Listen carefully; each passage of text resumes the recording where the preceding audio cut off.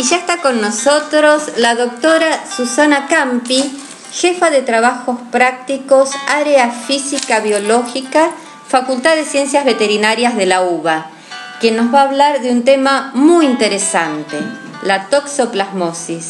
Buenas noches, Susana. Buenas noches, Adriana, ¿cómo estás? Muy bien, gracias. Coméntanos, ¿qué es la enfermedad? Bueno, la toxoplasmosis es una enfermedad parasitaria, es decir, es transmitida por un parásito que es el Toxoplasma gondii. Y tiene el riesgo, podríamos decir, de ser una zoonosis, que es toda enfermedad transmitida por los animales al hombre. Mira. La toxoplasmosis afecta a muchas especies animales. Por un lado vamos a tener los animales domésticos, como el perro y el gato, los animales de producción, como puede ser el ganado bovino, el ganado ovino, el ganado porcino. Afecta a animales silvestres, salvajes, como puede ser la vizcacha, a roedores, como pueden ser las ratas, algunos insectos como las cucarachas, las moscas y algunos tipos de aves. Ah, mirar, insectos también. Insectos también, y que bueno, pueden transmitir la enfermedad. Obviamente que de todas estas especies, el que más le suele preocupar a la gente es el gato, porque es como si hubiera una campaña contra el gato, diciendo que, o creyendo que es el único que puede transmitir la enfermedad. Lo que pasa es que el gato la va a transmitir de una forma diferente, va a ser el único que puede transmitir la enfermedad a través de la materia fecal. Vamos a ver que en cuanto a la reproducción del parásito en el huésped, es decir, en el animal donde va a estar el toxoplasma, repito, en cuanto a la reproducción que tenga el parásito en el huésped, que va a ser el animal donde se aloja, podemos clasificar estos huéspedes en dos tipos: los huéspedes definitivos y los huéspedes intermediarios. Vamos a tener un solo huésped definitivo, que va a ser el gato. ¿Esto qué implica? Bueno, en el gato, en su intestino, se produce un tipo de reproducción que nosotros llamamos reproducción sexual, que va a dar como consecuencia la formación de unos quistes, que llamamos ooquistes, que se van a eliminar en estado de inmadurez con la materia fecal. Esto, me gustaría que quede esto de estado de inmadurez, porque lo vamos a retomar y vamos a ver qué importancia tiene esto. En el resto de las especies, es decir, en los huéspedes intermediarios, no va a existir este tipo de reproducción a nivel intestinal. Y en ellos el parásito va a pasar desde el intestino a la sangre, y a través de ella va a ser distribuido a distintos tejidos, como puede ser el tejido muscular, el tejido neurológico, el hígado, los ganglios, el vaso, los pulmones. Es decir, que es una enfermedad que podríamos decir que es multisistémica, porque va a afectar a una gran cantidad de tejidos y órganos. Abarca todo, casi. Abarca todo, podríamos decir. Aquí van a quedar entonces los parásitos van a quedar enquistados. Ahora bien, nosotros dijimos que de todas estas especies, el único que podía eliminar el parásito a través de la materia fecal era el gato. Y dijimos que esos ooquistes, que para que ustedes me entiendan, serían el equivalente a huevos en otros tipos de parásitos, se van a eliminar en un estado de inmadurez. Y esto va a ser muy importante, porque esos ooquistes inmaduros no transmiten la enfermedad. ¿Cómo tienen o cómo toman capacidad de transmisión? Bueno, a través de un proceso de maduración. Y este proceso de maduración va a necesitar tres cosas: tiempo, temperatura y humedad. El tiempo es aproximadamente 5 días. Entonces, realmente no es tan fácil que uno entre en contacto con materia fecal donde tenemos quistes maduros. ¿Por qué? De hace 3 días. Por el hábito que uno tiene con el gatito que está en su casa. Claro. El gatito defeca y nosotros ¿qué hacemos? Levantamos la materia fecal y la eliminamos, es decir, no le estamos dando tiempo. Ahora, obviamente, que si esto pasa en tierra, donde nosotros por ahí no vemos la materia fecal, o un pasa arenero. en un arenero, bueno, ahí la situación cambia, pero claro. no con el gatito doméstico. Sí, sí. Volviendo un poquitito a lo que pasa en el gato, la pregunta sería, ¿el gato a lo largo de toda su vida puede eliminar estos quistes? Y la respuesta es que no. Solo los va a eliminar durante 15 a 20 días. ¿En toda su vida? En toda su vida. Es decir, que si uno compara esto, lo confronta a lo que vive un gato, evidentemente el tiempo es ínfimo. Esto no quiere decir que no deje de tener su importancia. Totalmente. Ahora, pero no la caza de brujas que hay habitualmente. Exactamente, el temor generalizado hacia el gato. Es muy común que venga gente al consultorio a preguntar, quiero tener un gato, es peligroso, ¿no? Mi hijo quiere el gatito, pero yo tengo mucho miedo que se agarre la toxoplasmosis. Claro. Y esto no es tan así como la gente suele creer. Ahora, en el gato también se produce el otro tipo de reproducción, es decir, que en el gato también vamos a tener quistes alojados en los tejidos.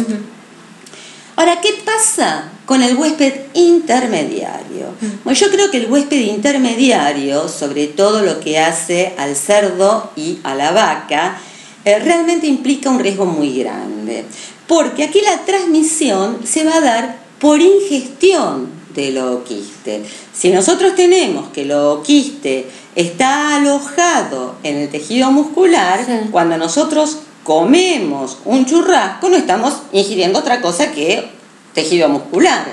Y si nosotros en ese tejido muscular que ingerimos tenemos el ooquiste y nosotros comemos esa carne medio cruda, con el centro muy rojo, podemos contraer la enfermedad. Que no tiene nada que ver con el gato. Que no tiene nada que ver con el gato y que en realidad sería mucho más probable esta forma de transmisión. Y pareciera que sí. Aparte, si nosotros comemos verduras y esas verduras están contaminadas con materia fecal de gato, donde tenemos quistes maduros y no tenemos la precaución de lavar bien esas verduras, podemos contraer la enfermedad. Claro. Lo mismo que puede ocurrir en el arenero de una plaza, o lo mismo que nos puede ocurrir cuando removemos la tierra para arreglar una planta, claro. Todo esto obvio sin guantes.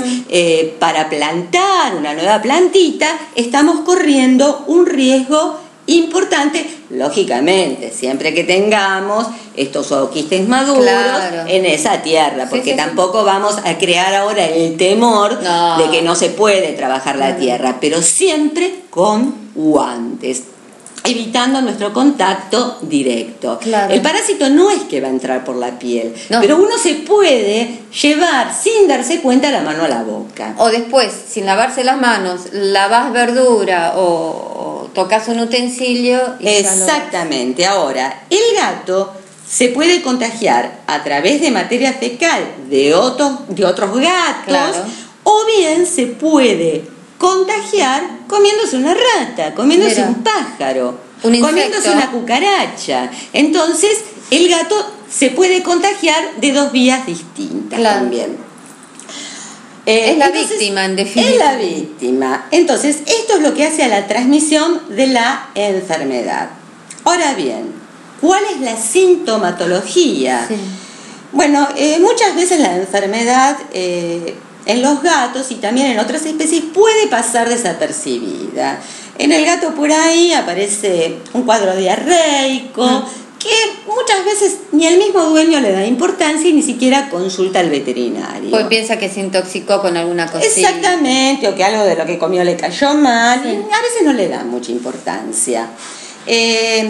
Ahora, ¿qué pasa si el gatito tiene algún tipo de enfermedad, como puede ser el síndrome de la inmunodeficiencia felina, donde el sistema inmunitario está muy afectado, donde las defensas del animal son muy bajas?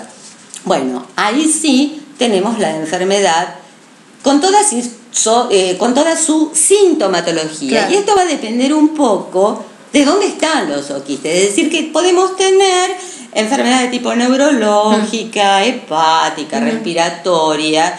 Y muchas veces cuando viene a la consulta un animal con estas características, uno no debe descartar la toxoplasmosis como un diagnóstico. Es decir, que conviene siempre tomar una muestra de sangre, mandar al laboratorio para que nos digan si nuestro animal está enfermo o no. En el perro también la enfermedad va a tener una sintomatología dependiente de el sistema afectado. Y muchas veces cuando viene un animal con un cuadro neurológico o con un cuadro muscular, no hay que descartar la toxoplasmosis. Yo creo que la toxoplasmosis en estos casos debe ser investigada. Ahora, ¿qué pasa en el hombre? Bueno, en el hombre también ante un contacto con la enfermedad suele pasar inadvertida, pero si nosotros tenemos un individuo inmunosuprimido, sea por la causa que sea, ahí sí podemos tener sintomatología. Y otros de los tejidos afectados es el ojo, y entonces también podemos tener sintomatología ocular. Mira, y es tratable todo. Es tratable, lógicamente. Yo acá el tratamiento vamos a dejárselo a los médicos. En los animales sí hay antibióticos que atacan al toxoplasma y tenemos tratamiento para la enfermedad. Obviamente, previamente debemos hacer el diagnóstico. Totalmente. Ahora, creo que uno de los puntos más importantes, ahora que sabemos cómo se transmite, es la prevención. ¿Cómo la prevenimos? Bueno, si no tenemos gato, y aún si lo tenemos, debemos evitar la ingestión de verduras mal cocidas, de carne medio cruda. Darle carne cruda al gato. Exactamente. Ahora vamos a hablar un poquitito de cómo prevenimos en el gato. Pero bueno, no realizar ningún tipo de tarea de jardinería sin guantes y tener mucho cuidado cuando llevamos a nuestros hijos a las plazas. Tener cuidado con los areneros, donde los chicos no solo pueden entrar en contacto con un toxoplasma, sino con otros parásitos como los ascaris, que también implican un riesgo importante para la salud humana. Entonces, a todas las mamás, mucho cuidado con el arenero de las plazas.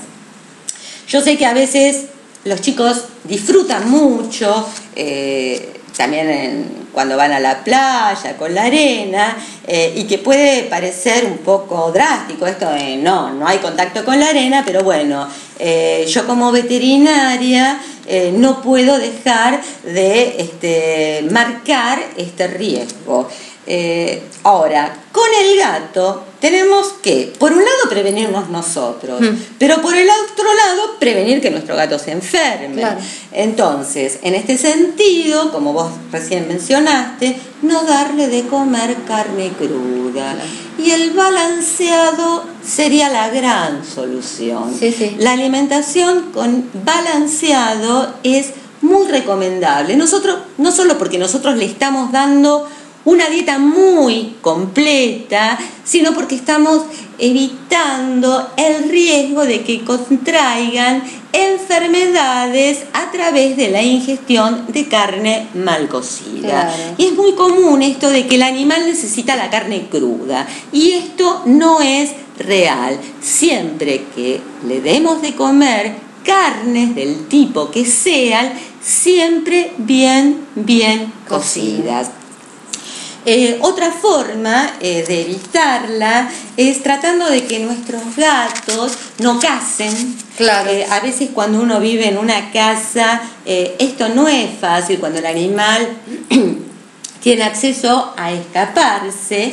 Y a veces, aunque no lo tengan, bueno, en la casa puede haber algún tipo de ratones, a veces esto se hace muy difícil de controlar, sí, sí. O algún tipo de ave que el animal nos suele entregar como una muestra premio de su cariño. A mí me están trayendo cucarachas.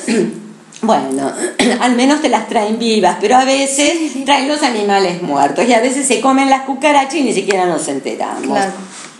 Pero bueno, esto yo reconozco, sobre todo con el tema de las cucarachas, que a veces entran desde la calle, sí, o de las cucarachas voladoras, que vienen a visitarnos, sí, sí. Que bueno, esto se hace realmente muy complicado. Y hay que tener en cuenta que cuando el animal se escapa puede estar en contacto con materia fecal de otros gatos que han eliminado estos ooquistes inmaduros. Y también, bueno, tengamos en cuenta que el animal que se escapa está muy expuesto a contraer otras enfermedades, claro, muy graves, como puede ser la leucemia felina o la inmunodeficiencia felina. Por eso hay que mantenerlo vacunado. ¿No? Hay que mantenerlo vacunado, pero esto ya sería otro tema de discusión importante, sobre todo a lo que hace a la leucemia felina. Ahora, ¿cómo nos cuidamos nosotros de nuestro gato? Bueno, primero el manejo del sanitario.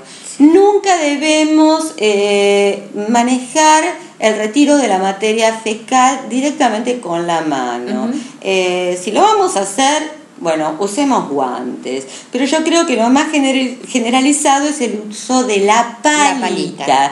Y la materia fecal no tiene que quedar ahí boyando en las piedras durante mucho tiempo. No. Justamente por lo que explicabas de tiempo, temperatura y humedad. Exacto. El gato elimina la materia fecal y nosotros vamos y la sacamos. La remoción de las piedras debe ser diaria y el sanitario se debe limpiar, lo ideal con lavandina diluida y con agua caliente. Esa es una buena forma de prevenir. ¿Qué otra prevención? Bueno, uno podría pensar, ¿y los pelos del gato? Claro. ¿Nos transmiten la enfermedad? ¿Tenemos huevos? ¿Tenemos ooquistes en los pelos del gato? Y bueno, realmente si uno tiene en cuenta el hábito de higiene del gato, donde el gato permanentemente se está lavando, y sería prácticamente imposible encontrar los huevos en el pelo y contraer la enfermedad porque acariciamos a nuestro gato. Claro.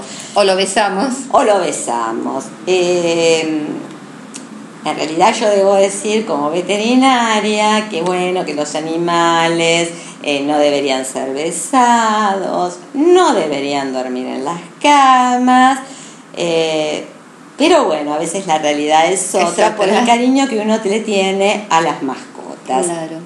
Yo no puedo dejar de decir que esto no es un manejo incorrecto. Claro. Ahora, ¿qué pasa con la mujer embarazada? Sí.